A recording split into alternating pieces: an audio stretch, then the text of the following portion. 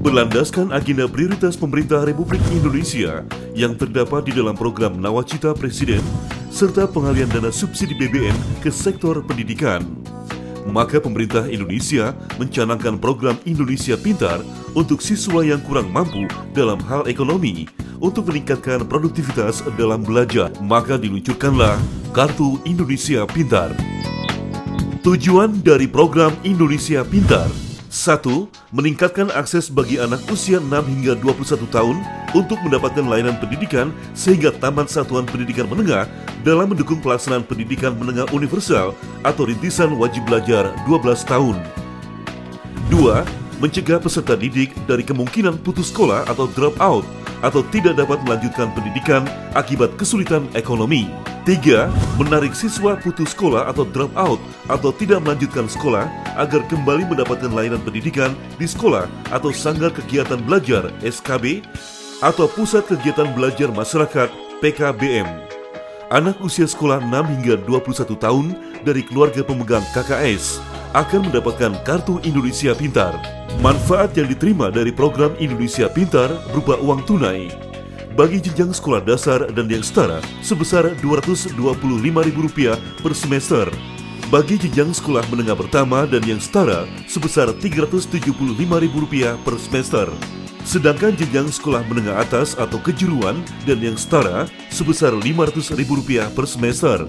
Program Indonesia Pintar dilaksanakan dengan melibatkan instansi terkait, antara lain mencakup tingkat sekolah, Dinas Pendidikan Kabupaten atau Kota, Dinas Pendidikan Provinsi, Direktorat Teknis, dan lembaga penyalur. Mekanisme pelaksanaan program Indonesia Pintar terdiri dari tahap: 1.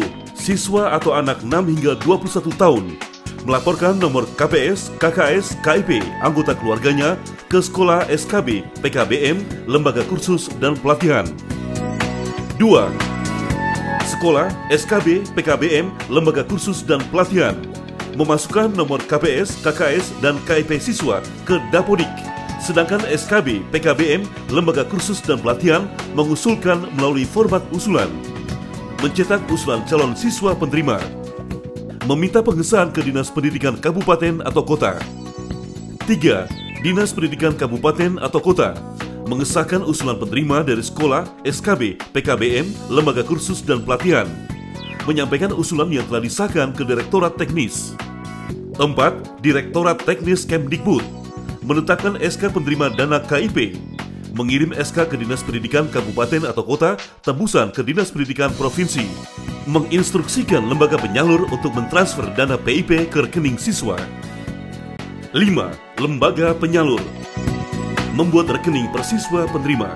6. Lembaga penyalur mentransfer dana PIP ke rekening siswa, menginformasikan siswa atau keluarganya melalui Dinas Pendidikan Kabupaten atau Kota bahwa dana sudah bisa diambil, mengkoordinasikan dengan Dinas Pendidikan Kabupaten atau Kota untuk pelaksanaan pengambilan dana, memberikan dana kepada siswa.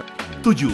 Direktorat Teknis Kemdikbud menginformasikan siswa atau keluarganya melalui Dinas Pendidikan Kabupaten atau Kota diteruskan kepada sekolah, SKB, PKBM, lembaga kursus, dan pelatihan bahwa dana sudah siap diambil.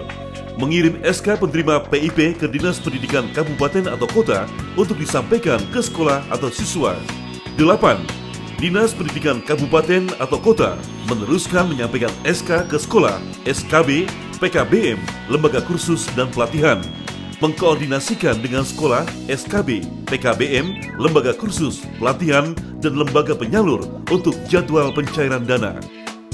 9. Sekolah, SKB, PKBM, lembaga kursus dan pelatihan menginformasikan siswa atau keluarganya tentang kesiapan pencairan, membuat surat keterangan untuk persyaratan pencairan, menginformasikan jadwal atau teknis pengambilan dana.